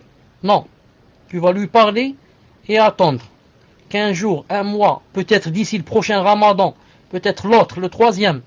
Peut-être que Allah subhanahu wa ta'ala va voir quelque chose de bien dans son cœur et va la guider bi'idnillahi ta'ala. Voilà, inshallah ta'ala, pour les conseils. Naam. Tfadal, inshallah ta'ala. Question suivante. Assalamu alaikum wa rahmatullahi wa barakatuh. Hafizakumullah shaykhana wa jazakumullah khayran pour vos efforts d'enseigner notre religion. Une sœur demande: quel est le droit du nourrisson concernant l'allaitement maternel et jusqu'à quel âge il y a droit? Jazakumullah khayran. Tfadal sheikh. Naam. Pour le nourrisson, le bébé quand il naît, sa mère va l'allaiter. Et la meilleure chose, c'est de l'allaiter pendant 2 années. C'est la meilleure chose pour l'enfant, pour qu'il soit dans parfaite santé, mais malgré cela, si par exemple la mère a des problèmes, ou bien ça lui fait mal, ou bien elle peut, en se mettant d'accord avec son mari, lui arrêter de l'allaiter, de par la poitrine de la femme, et lui chercher une femme, même si ça doit être avec de l'argent de l'époux. À condition quoi? Qu'ils se mettent d'accord. Elle dit par exemple, j'ai mal à la poitrine, ou bien je veux garder ma poitrine comme ça jeune, ou bien ceci, ou bien j'ai beaucoup allaité, ou bien cela, et elle se met d'accord avec son mari pour que, par exemple, il lui cherche une nourrice qui l'allaite, bi'idhnillahi ta'ala. Les savants ont dit tout cela dans le cas où l'enfant peut c'est-à-dire s'habituer à un autre lait. Mais si jamais on lui change le lait de la mère et qu'il voit qu'il commence à maigrir, ou bien il y a une maladie ou là, donc il faudrait qu'il revienne au lait de sa mère, subhanahu wa ta'ala. Mais comme j'ai dit tout à l'heure, s'il y a un accord entre elle et son mari, ils peuvent, inshallah ta'ala, elle peut arrêter de lui donner sa poitrine et de lui donner ou bien une nourrice ou bien un autre lait qu'on achète par exemple, qui contient les vitamines par exemple. Et les savants disent que si jamais maintenant il lui cherche une nourrice, il faudrait que la nourrice ne soit pas, il faudrait que la nourrice soit, comment on dit, c'est pas par exemple une kafira, ni une musulmane qui n'a pas de bonne qualité, qui a un mauvais caractère. Ils ont dit parce que le lait qu'elle va lui donner peut influencer sur son caractère. Ils ont dit même physiquement, si elle a comme la maladie qu'on appelle en arabe le bars. Le bars, c'est des taches. Vous voyez des taches blanches qu'il y a des fois sur la peau de la personne. Il y a certains hommes, certaines femmes, je crois aussi, mais j'ai pas vu ça chez les femmes, des taches blanches sur le corps, des taches qui ne partent jamais. Des fois c'est sur le visage, sur les mains. Il a dit même une femme pareille, on ne lui donne pas à quoi? Elle ne sert pas comme nourrice à notre enfant, car elle risque de lui donner aussi cette maladie. Comme ça dit Cheikh Ben Uthaymin, Hafidahullah. Tfadlal. Question suivante. Assalamu alaikum cher. Donnez des conseils comment agir face aux personnes malades possédées, suicidaires, qui malgré les conseils n'arrivent pas à vivre normalement. Rien n'avance ni n'évolue. Jazakumullah khayran. Tfadal sheikh. Muslim, est-ce que tu as compris cette question? Je ne l'ai pas bien comprise. Ensuite, il reste 10 minutes et on va s'arrêter. Qu'est-ce que ça veut dire cette question? Relis-la et dis-moi ce qu'il veut dire. Il me semble qu'il n'y a pas le début. Non, mes chers, le sens de la question, Wallahu a'lam, la personne parle des personnes dans notre entourage qui sont possédées et qui ont des idées noires, des idées, comme elle le dit, ils sont suicidaires, et malgré qu'on les conseille tous les jours, tous les jours, ça n'évolue pas. C'est-à-dire, ils sont toujours avec leurs idées noires, peut-être même pire qu'avant. Je demande quels sont les conseils et comment agir avec ces personnes. Wallahu a'lam, c'est de cette façon que j'ai compris la question. Donc si la personne est présente, qu'elle me dise si c'est bien cela le sens de la question. Naam, donc elle me confirme, c'est ça, cher, la question. Tfadal, cher. Oui, mais ce que je veux savoir le plus, c'est est-ce que la question, comment donner des conseils à cette personne qui vit avec des gens pareils, comment qu'elle fait avec ces gens pareils, ou bien donner des conseils à ces gens qui sont malades. Les conseils à qui doivent-ils être donnés? À la personne qui vit avec ces gens malades ou bien aux gens malades? Tfadal. Naam, cher, j'attends qu'elle me réponde. Naam, ce sont des connaissances, mais voulez-vous que les conseils soient donnés à vous ou à ces personnes? Naam, mais en fait, le cher veut savoir est-ce que vous voulez qu'il vous conseille vous? Naam, il veut que, elle veut que ce soit les deux, cher, dans les deux sens. Des conseils à elle et des conseils à ces personnes qui sont possédées. Tfadal, cher. Allez, je vais donner les conseils aux deux, Inch'Allah Ta'ala. Entre parenthèses, regarde dans la liste, pendant que je réponds à la question, regarde dans la liste si tu trouves une personne qui s'appelle Chinoise. Regarde si tu trouves dans la liste.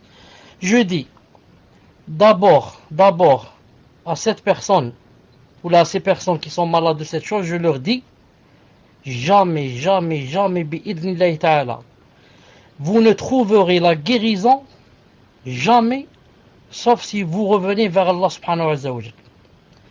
Jamais un psychologue ou un tabib ou jamais il ne peut te donner la guérison, hein, c'est lui juste un sabab, jusqu'à ce que tu reviennes vers Allah subhanahu wa ta'ala. Pourquoi?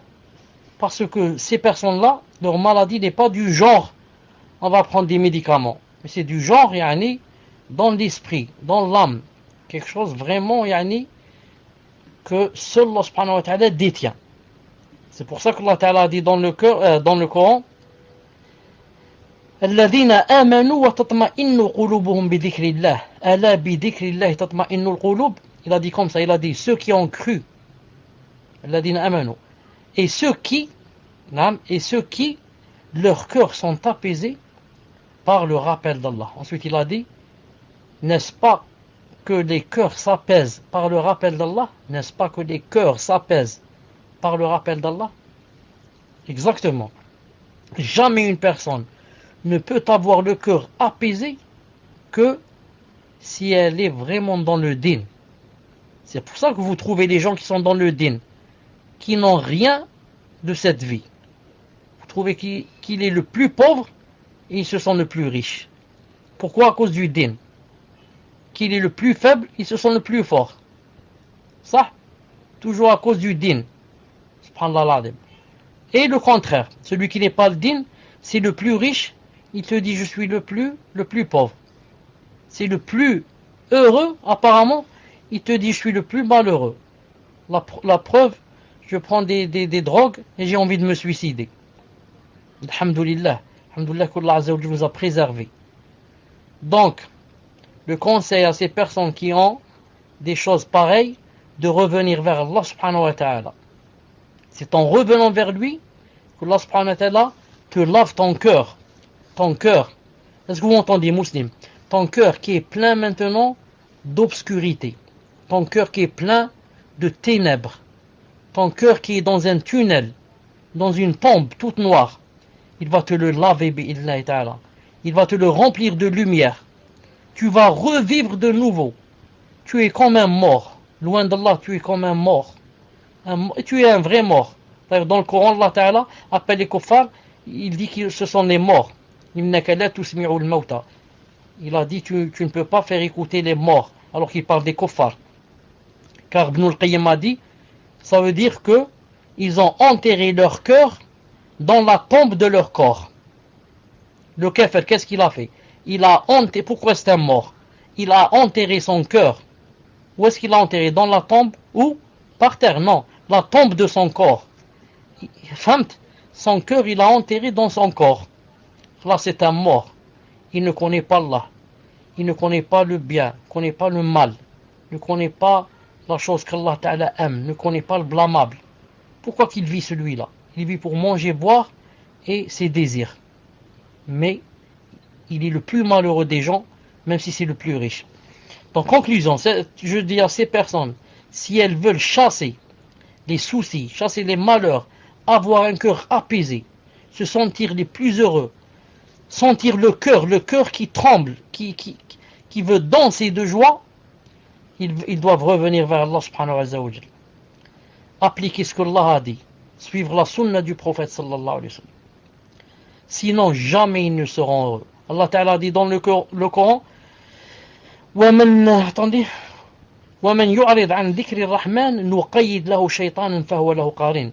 Il a dit, quiconque se détourne du sentier d'Allah subhanahu wa ta'ala, il va quoi? Il va lui coller un shaitan qui va rester collé à lui, subhanallah al-azim. Toute personne qui se détourne du sentier d'Allah, elle aura un shaitan collé à elle, du matin au soir, qui ne cesse de te faire des problèmes dans ta vie, des problèmes dans ton cœur, dans ton corps, dans ta vie, dans tes projets, pour t'être détourné d'Allah subhanahu wa ta'ala. Et enfin, je donne un conseil à la personne qui vit avec ces gens-là, qui dit comment je dois faire, de patienter avec ces personnes, de leur parler d'Allah subhanahu wa ta'ala, de leur parler et leur montrer que s'ils veulent vraiment être heureux, ils doivent revenir vers Allah subhanahu wa ta'ala. S'ils veulent chasser les soucis qu'ils ont, les problèmes, les malheurs, qu'ils ne peuvent les chasser qu'en revenant vers Allah subhanahu wa ta'ala. Et que toi, en patientant avec eux, en leur faisant la da'wah, en étant un sabab, inshallah ta'ala, pour les guider, n'oublie pas que tu es dans l'obéissance d'Allah subhanahu wa ta'ala. Et que tu auras beaucoup de récompenses pour avoir donné beaucoup de temps et tout ton temps à ces malheureuses personnes, bi'idhnillahi ta'ala. Naam. On va s'arrêter normalement ici, inshallah ta'ala, sauf si Muslim a la dernière chose à dire, inshallah ta'ala, tfaddal. Naam, cher, donc j'ai la sœur de chinoise qui m'a contacté en me disant que actuellement elle a des problèmes de connexion là où elle se trouve, et donc si vous avez un message à lui faire parvenir, elle peut lui faire parvenir, Inch'Allah. Et concernant la question sur l'allaitement, cher, la sœur demande si elle peut arrêter l'allaitement dans le but de ravoir un enfant, car l'allaitement est un moyen de contraceptif. Donc est-ce qu'elle peut arrêter l'allaitement si c'est dans le but d'avoir un autre enfant? Tfadal, cher. Tu as demandé le micro muslim. Naam. Regarde, c'est comme j'ai dit tout à l'heure. Voilà, c'est comme j'ai dit tout à l'heure. Si elle veut arrêter l'allaitement, il y a deux conditions. La première, si elle est mariée, si elle n'est pas divorcée, si elle est mariée, il faudrait qu'il y ait consensus avec son mari, accord avec son mari. Si le mari n'est pas d'accord, elle ne peut pas. Première condition. Donc elle doit convaincre son mari. Deuxième condition est très importante, il faudrait qu'elle soit sûre que ça ne va pas faire mal au bébé. Qu'elle va donc lui ramener du lait, etc., qui est comme son lait ou qui peut être se rapprocher de son lait. Car c'est impossible qu'un lait qui se vende puisse être comme le lait qu'Allah Ta'ala a donné à la femme. Donc il y a deux conditions pour qu'elle puisse, Inch'Allah Ta'ala, arrêter de lui donner le lait. Taïb, ensuite, avant de te donner le micro, puisque chinoise n'est pas là, donc je vais dire à Sana qui va lui dire, car elle avait posé une question sur de choisir une certaine branche en psycho, une certaine branche qui s'appelle psycho je ne sais pas quoi, psycho pacartadite. Qu'est-ce qu'elle veut dire? Ce que je veux dire par là, voilà ce qu'elle dit. Elle dit que dans cette branche qu'elle va choisir, le malade, quand il va venir, il dit j'ai des visions. Elle dit, alors que peut-être il a le djinn ou le shaitan est-ce que c'est possible donc, maintenant que je vais lui faire une ordonnance par exemple, je vais dire qu'il a des visions. Alors que normalement, je dis il a des shaytans, etc. Elle dit est-ce que yani, ça marche avec l'islam ou pas? J'espère que la question est comprise. Si la question est comprise, Inch'Allah Ta'ala, la sœur va te dire comme quoi elle a compris, et on continue, Inch'Allah Ta'ala. Je te donne le micro pour dire ce que tu veux dire. Tfaddal. Non, donc, elle demande que vous répétiez, cher. Elle demande que vous répétiez. Et c'est très, très rapide ce que j'ai à dire, Inch'Allah. Donc, c'est concernant les questions, cher. Les questions et les mains levées. Donc, si vous savez, cher, pourquoi je bloque mon PV pour les questions. Parce que sinon, tout le monde va venir me voir. Et ce soir, il y a 5 personnes qui sont venues par l'intermédiaire du frère Mohammed ou directement dans les mains que j'avais débloquées pour me demander de passer leurs questions avant celles des autres. Et c'est une chose qui est impossible. Rien que ce soir, vous êtes 5 personnes à me réclamer la même chose. Donc pour être juste, et ce qui était convenu avec le cher, c'est de faire passer les questions dans l'ordre des mains levées. Si votre question passe, c'est qu'Allah a décidé que votre question passe. Si elle ne passe pas, khair, Inch'Allah, et il faudra la reposer au cours prochain. Ce n'est pas possible ce que vous demandez, et barakallahu fikum de votre compréhension. Jazakumullah khairan. Tfadal, cher. Taïeb. Sana, si tu es là, écris numéro 1. Je t'ai enlevé le rouge. Alhamdulillah. Donc, je repose Allah Ta'ala la question. Si tu as compris, dis-moi. Sinon, je repose. Chinoise dit, à peu près en ce sens, qu'elle veut choisir dans ses études une branche dans la psychologie. Dans cette branche-là, quand elle termine ses études, quand elle a un patient qui vient, un malade, elle dit que dans leurs études, il faut dire que dans le cas où il a des visions, il voit des choses, etc., il faut dire qu'il a des visions et lui donner des médicaments d'après les visions qu'il a. Alors qu'elle, elle dit, alors que c'est possible qu'il n'a pas de vision, c'est possible qu'il a un shaitan, qu'il lui faut une ruqya, etc., mais c'est interdit de dire ça. C'est interdit de dire en France, il faut aller faire une ruqya ou là. Elle a dit, voilà sa question, elle a dit, est-ce que c'est permis de travailler dans un travail pareil? Est-ce que tu as compris la question pour que je réponde? Alhamdulillah. Donc, Inch'Allah Ta'ala, tu lui dis qu'il a dit que c'était permis. Pourquoi? Parce que quand le malade vient, s'il est kafir, lui, il ne croit ni au djinn ni à ces choses-là. Donc il dit je vois des choses, etc. Donc eux ils disent que pour celui qui voit des choses, voilà ce qu'on lui donne. Elle a dit ce qu'ils ont dit eux, ce qu'elle a appris chez eux. Mais si par contre c'est un musulman, elle lui donne une nasiha. Elle lui dit toi tu vois des choses comme ça, etc. Mais n'empêche que il vaudrait mieux par exemple faire une ruqya, etc. En islam il y a la ruqya, il y a le djinn, il y a ceci, cela, pour être plus sûr que par exemple c'est médical ou bien c'est problème de djinn. Mais ça c'est quand vient le musulman. Mais quand vient le kafir ne croit pas en ces choses-là. Donc à quoi ça sert de lui dire ces choses-là? On lui donne l'ordonnance et il va acheter les médecins les médicaments dont il est convaincu. Est-ce que tu as compris, Sana?